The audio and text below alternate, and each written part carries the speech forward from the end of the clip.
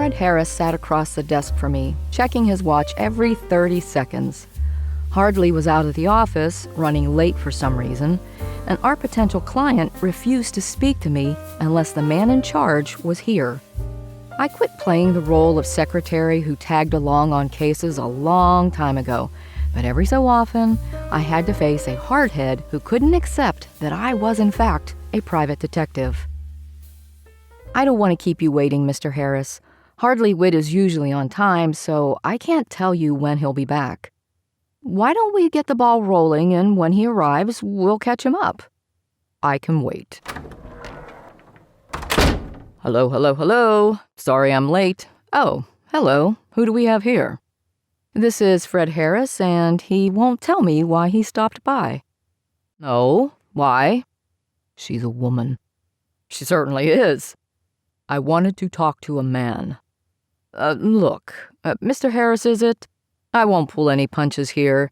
Lacey and me, we're like one person. She's a damn fine detective, and if you hire us, you hire the both of us. Not just me. Got it? Apologies, miss." "Accepted. Now, what can we do for you?" "I'll keep this quick since I've taken up too much of your time already. My daughter is getting married, and her soon-to-be husband is being blackmailed. As of right now, I control my daughter's finances.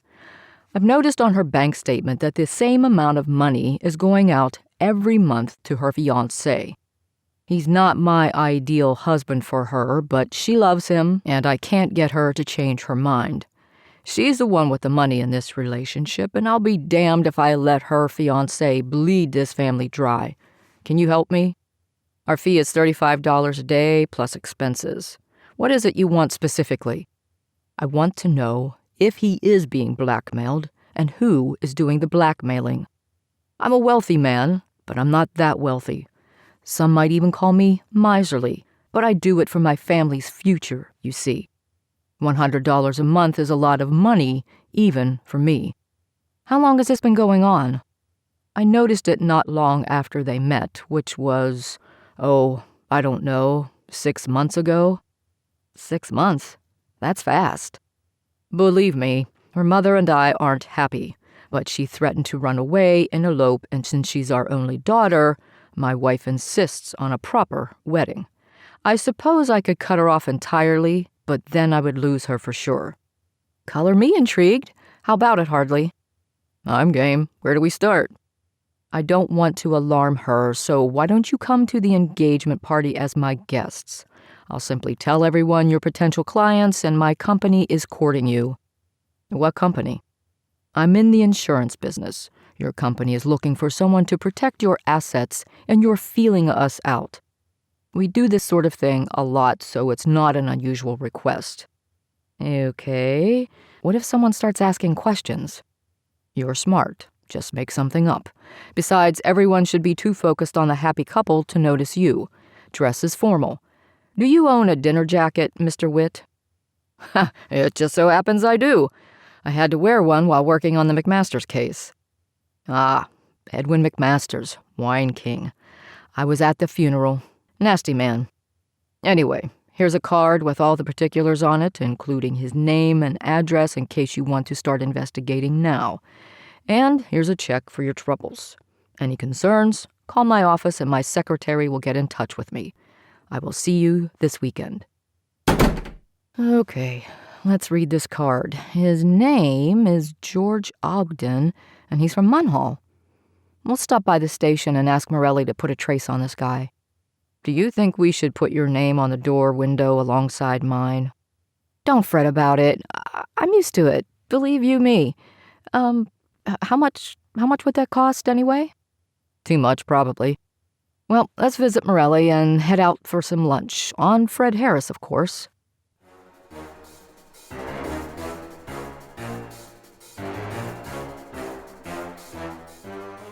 Hardley picked me up at my apartment, and we headed over to the country club.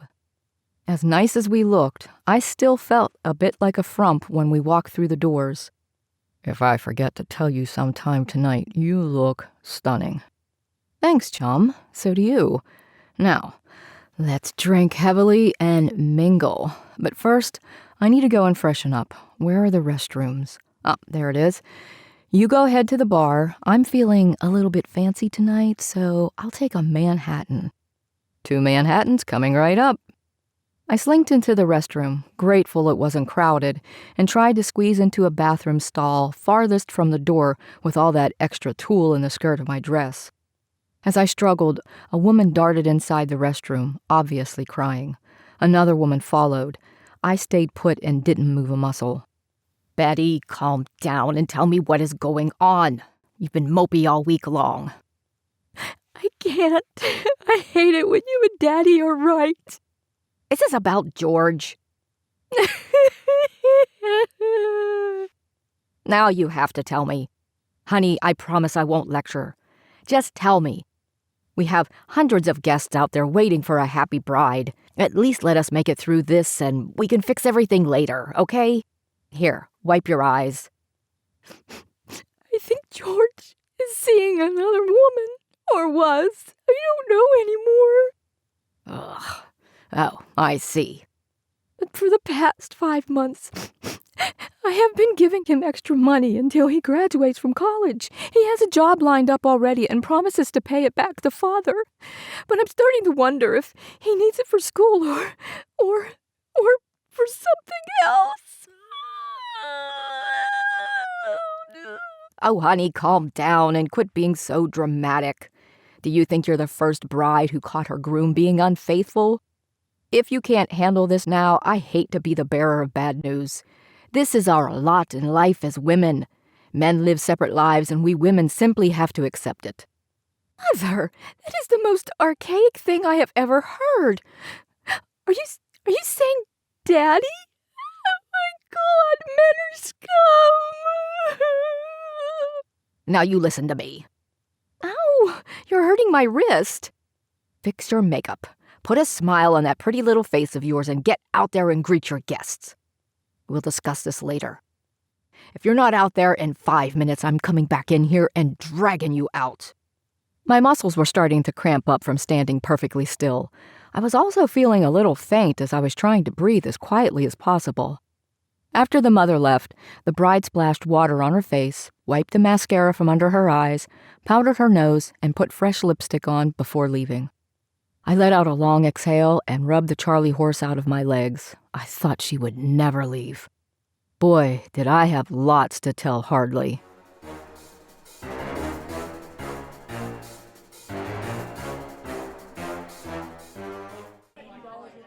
What took you so long? I was a fly on the wall. Huh? I got stuck anyway, the bride and her mother came in, and I overheard them talking about how George is seeing another woman. That's where the money is going. He isn't being blackmailed. He's supporting a floozy. That scoundrel. Let's keep our ears and mind open, as this is only the beginning. Who knows what else we'll uncover.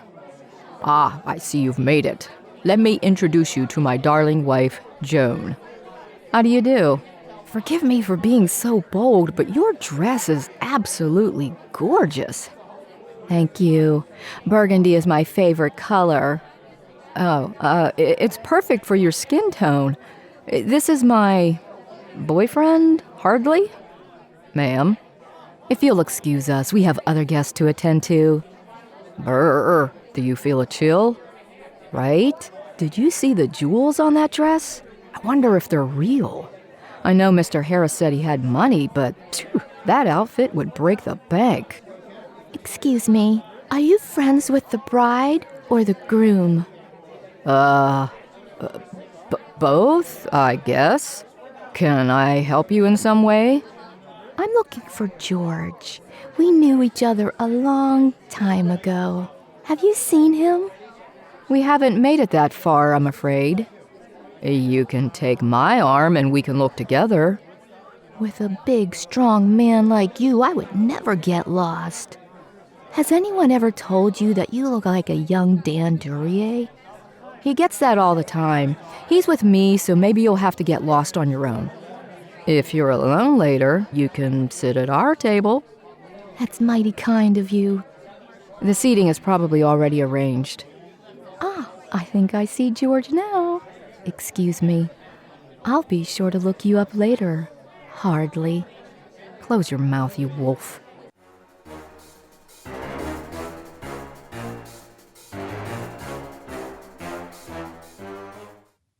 A toast to the bride and groom. I would like to make a toast to the groom. Oh, God. And you are? Oh, Georgie Porgy knows who I am.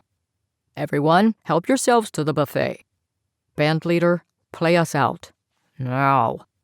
Should we jump in or just sit back and watch this thing play out? Uh-oh, Betty is on the move. There goes Mom, and there goes George. Let's follow him since we haven't talked to him yet. Looks like he's heading to the lobby. Let's go. Bubbles, what are you doing here? Bubbles. Shh. If you think you can get rid of me that easily, you're crazy. This is not the time and place. Oh, this is the perfect time and place. I'm going to tell your little blushing bride all about us and little Georgie. That kid isn't mine, and you know it. I'm done. No more money. Leave now, or else. You haven't heard the last of me. Both George and Bubbles stormed off in different directions. We decided to let them go and find Fred to tell him what we learned, which wasn't much, but it was a start. We went back to the dining room where all the guests were starting their dinners. Hardley and I, wanting to fit in, headed for the buffet. He gave us a clear shot of the room. We scanned the faces in the crowd. George was gone. Betty was gone. Mom and Dad were missing in action too. We filled our plates and sat down, watching the bridal table for the return. After a few minutes, they filed in. First Dad, followed by Betty and George, holding hands, and finally, the mother. All acted like nothing happened, but Bubbles was nowhere in sight. There's a woman floating in the fountain!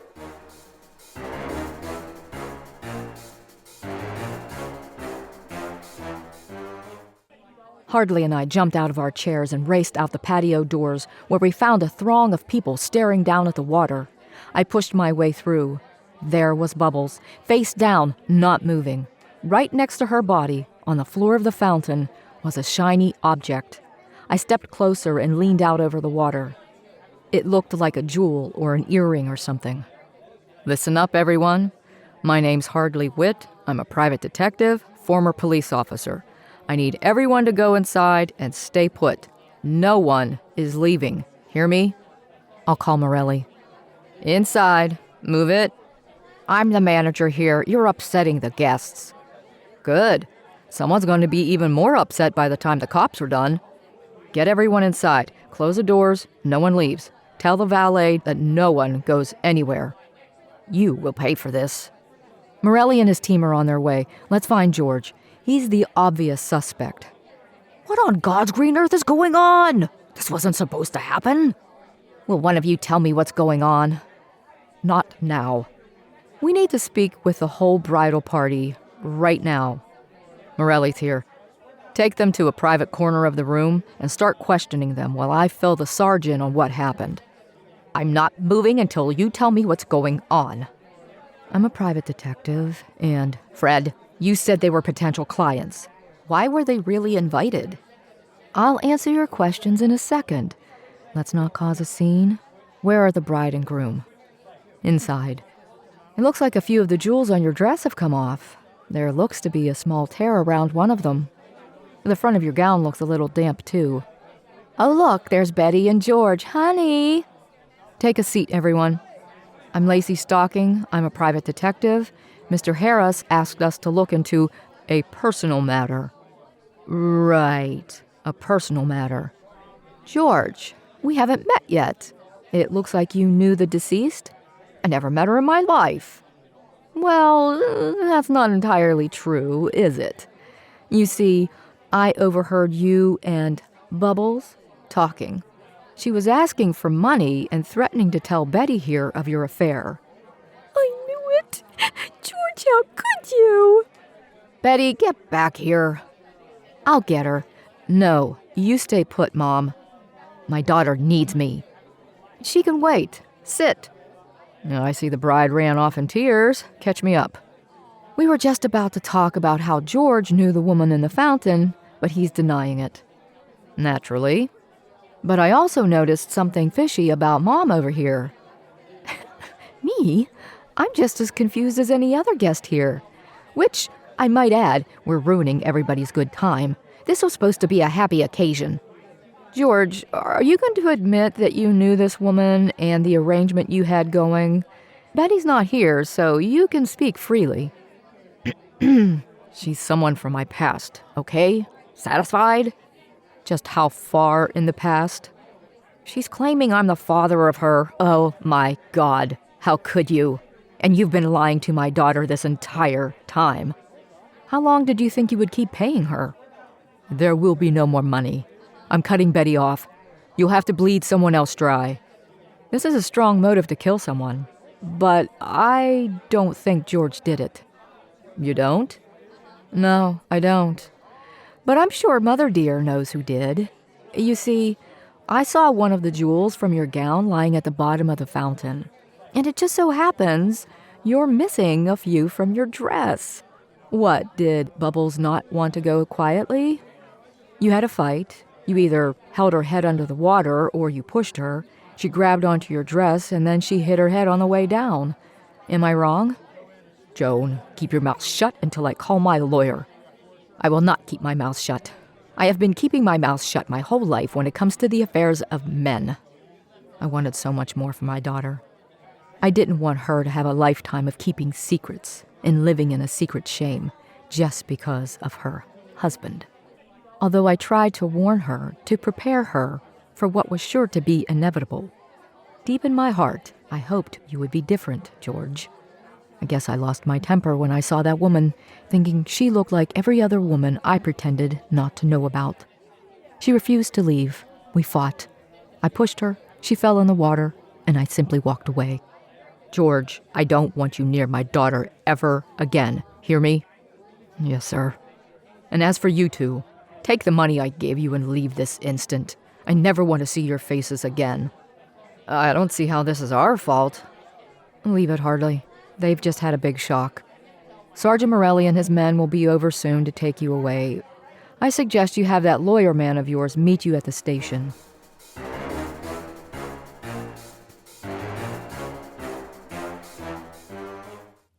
Joan Harris, wife of prominent insurance man Fred Harris, not charged in accidental death of Sherry Bubbles McGee, claiming she acted in self-defense after a fight broke out after the deceased gate-crashed a private function.